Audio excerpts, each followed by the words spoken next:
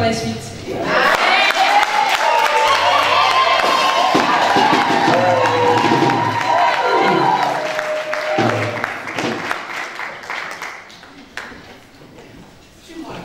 Shalom, peuple de Dieu. Shalom. Comment allez-vous? Amen. Ceux qui ne vont pas bien, vous allez très bien l'année qui suit. Amen. Le Saint-Esprit est là parmi nous. Amen. Ne vous souciez pas de ça. Je suis convaincu que nous ne sommes pas là pour rien et que nous sommes venus pour quelqu'un aujourd'hui. Ce quelqu'un s'appelle Jésus. Amen. Et il y a une chanson qui dit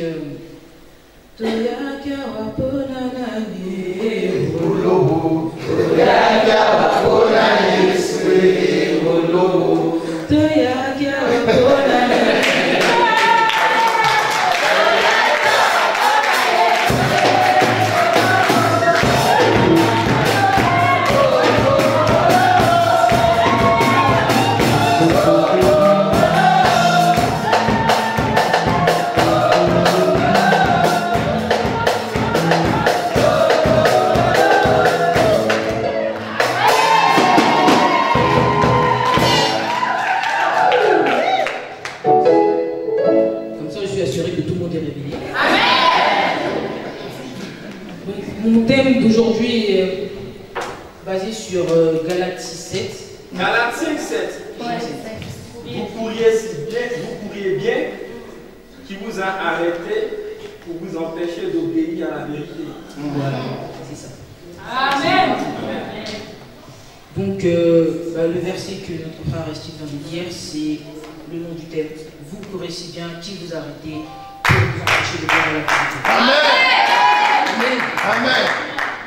Alors, nous savons que la vie spirituelle est une course perpétuelle. Tous les jours, toutes les secondes, nous sommes en train de courir sur la voie du paradis. Nous sommes en train de courir. Ce n'est pas forcément une course de vitesse, mais plutôt une course de fond.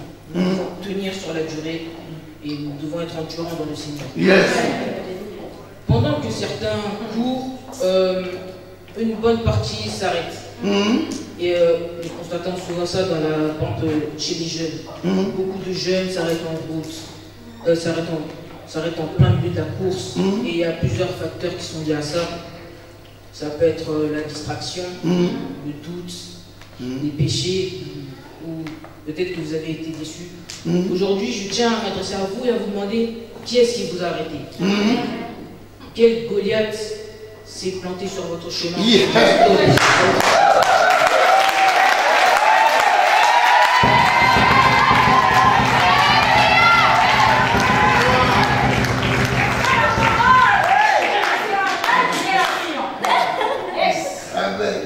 Amen. Vous avez dit qui m'a bien.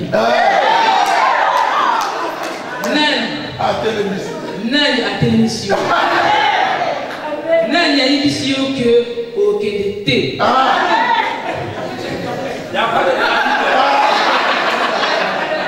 Ce que j'ai dit là, c'est la même chose que ce que j'ai dit avant. Donc voilà.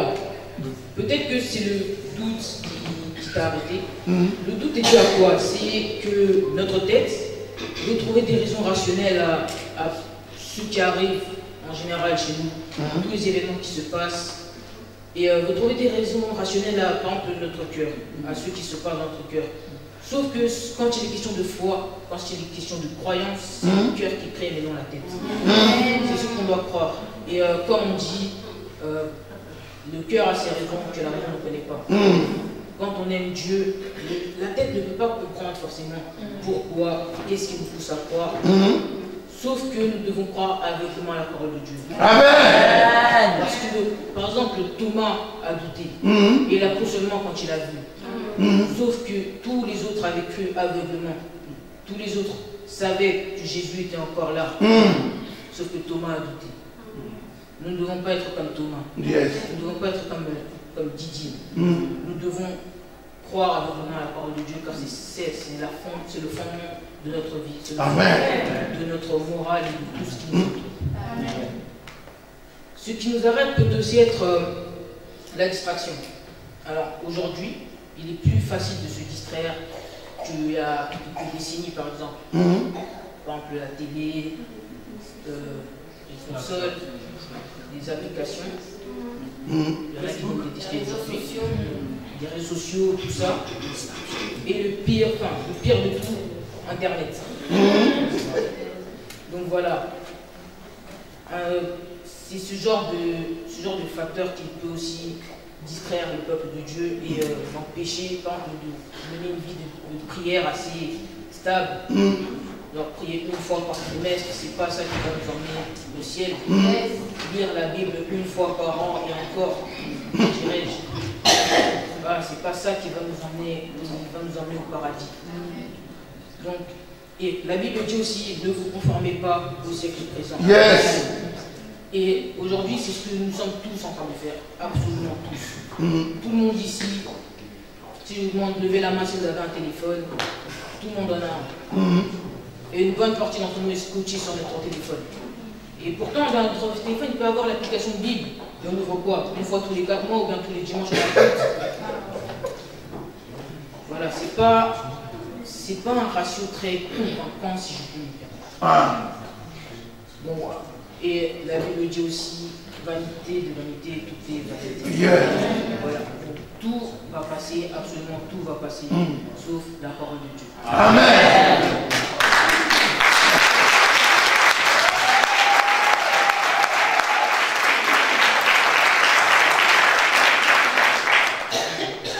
Il y a aussi un autre fait qui peut vous arrêter sur ce chemin, c'est le fait que vous dites « je ne suis pas assez parfait », que vous croyez ne pas correspondre aux critères de Dieu. Rassurez-vous, vous ne serez jamais, au grand jamais parfait. Aucun d'entre nous ne le sera.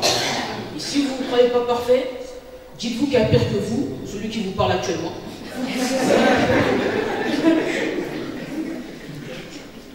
Dites-vous qu'il y a pire que vous et que Dieu vous aime comme ça. Amen. Ne vous arrêtez pas à ça. Par exemple, même si un coureur est bon dernier, largement derrière les autres, il voudra toujours atteindre la ligne d'arrivée. C'est son objectif, il est là pour ça. Il ne va pas s'arrêter à cause d'un simple abandon ou à cause de sa dernière position. C'est pas ça qui va l'arrêter. Par exemple, il y a un coureur, c'était aux Jeux Olympiques, il s'est blessé en pleine course. Il a quand même continué à courir. Et il s'est fait un claquage. Et Dieu sait comment un claquage fait mal. Pourtant, il a continué à courir. Il a continué à courir jusqu'à ce que son père est venu l'aider. Il est venu l'aider, ils ont continué la course ensemble. Ils ont fini par franchir la ligne d'arrivée. Pourtant, il était bon dernier, c'était pas son problème. Il n'en avait rien à faire qu'il était dernier ou pas. Il a franchi la ligne d'arrivée, c'était son objectif. Amen. Et le plus marrant dans cette histoire, si on peut en tirer quelque chose de marrant, c'est que il y a un garde une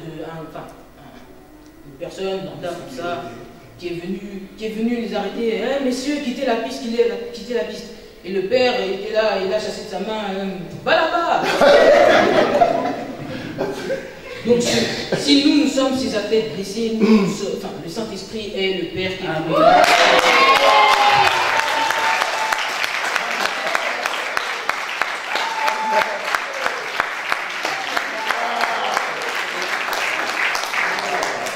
Même si nous sommes blessés sur le chemin du ciel, sachez que vous ne serez jamais parfait.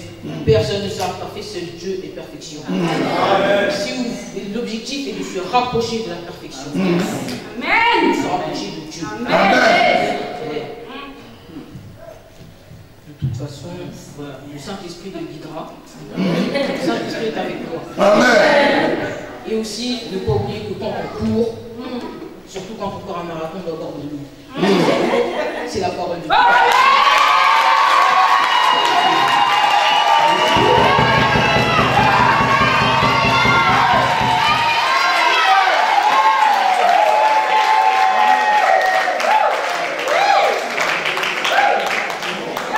Alors, pour finir sur ce point, je ne suis pas parfait. C'est juste une petite note comme ça. Je ne comprendrai jamais les gens qui disent que je suis parfait, je suis ceci, je suis cela. C'est faux. Personne n'est parfait et encore moins faux. Donc c'est doublement faux. Voilà. Et je voulais que c'est important de savoir. Amen. Amen.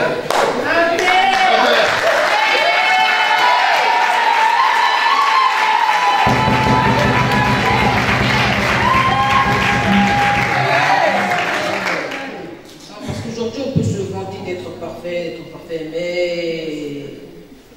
c'est faux, c'est archi faux, ce Dieu est perfection. Retenez ça. Amen. Parce que ça attire des complexes inutiles dans le peuple de Dieu, et c'est très... Même les hommes de Dieu ne sont pas parfaits. Hein.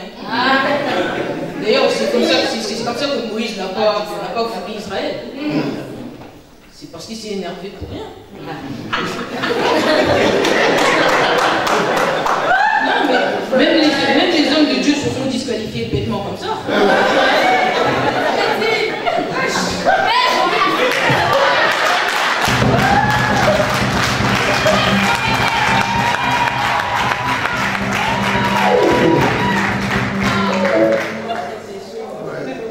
Voilà, c'était un point qui m'a beaucoup marqué. Amen. Beaucoup se disent je ne suis pas parfait, mais Dieu vous aime comme ça. Comme ça, il vous a ramassé dans une poubelle pour vous aimer.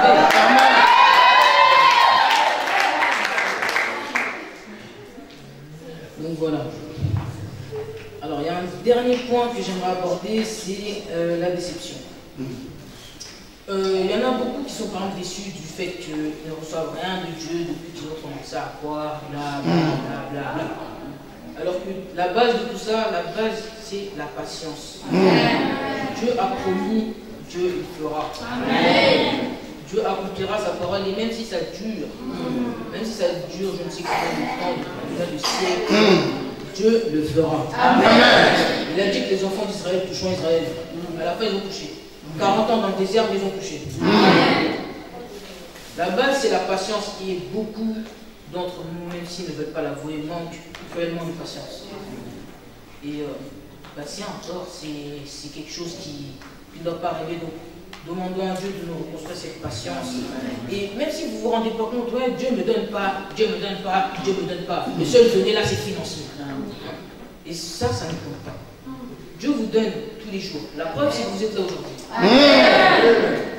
Donc voilà, même si vous ne vous en rendez pas compte, c'est encore aussi basique, mais Dieu vous donne. Et il continue de vous donner parce qu'il vous aime. Il vous aime. Et il y en a aussi qui sont déçus par autre chose, par les mauvais comportements des personnes qui nous entourent. Est-ce que c'est vraiment ça qui va vous arrêter sur la route des cieux? Ce que les autres font. Ce qui compte, c'est ce que vous faites. Le salut est personnel. Nous devons nous accrocher à notre foi et continuer à courir.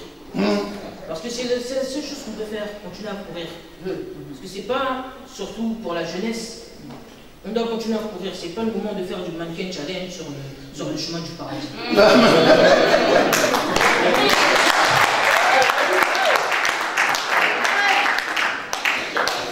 La jeunesse doit continuer à courir. Nous sommes l'avenir. On doit continuer. Et il y a une personne que je connais, que vous connaissez peut-être, dans la Bible, la femme de Lot.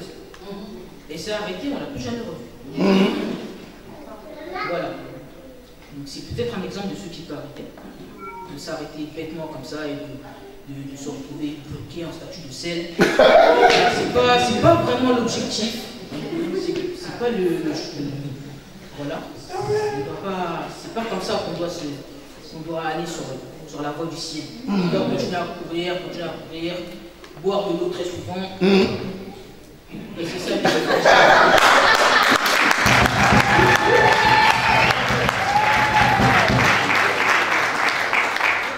Et c'est ça qui nous fortifiera. Amen. Donc voilà tout ce que j'avais à vous dire.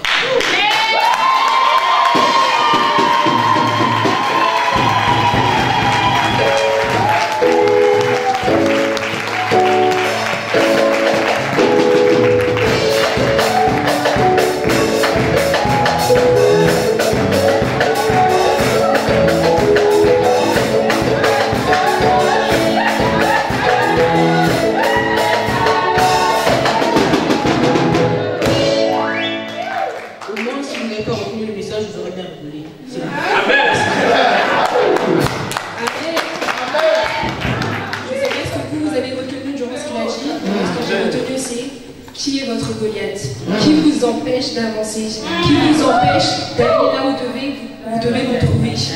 Franchement, rentrez, posez-vous cette question et prenez l'autorité sur ce Goliath. Tout comme David, nous avons le pouvoir de nous débarrasser de tous les Goliaths qui tiennent devant nous.